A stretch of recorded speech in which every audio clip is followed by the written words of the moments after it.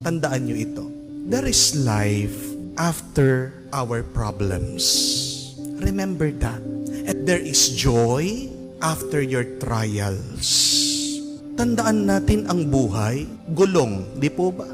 Minsan nasa taas ka, minsan nasa baba ka. Pag nandun ka sa taas, pag nag-i-enjoy ka, magpasalamat ka.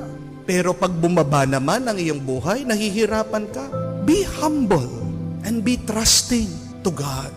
Ang buhay din ay parang alon sa dagat. Tandaan mo yan. And we have to expect that life sometimes is good and sometimes it is bad. But everything in life is a grace from God. Embrace it. Yakapin mo. Pasalamatan mo. Daanan mo. Huwag kang mananatili dyan. Pero kung gusto mong maging masaya, palagi mong tandaan. Pag may problema, sa susunod may grasya. Yan ang hintayin mo.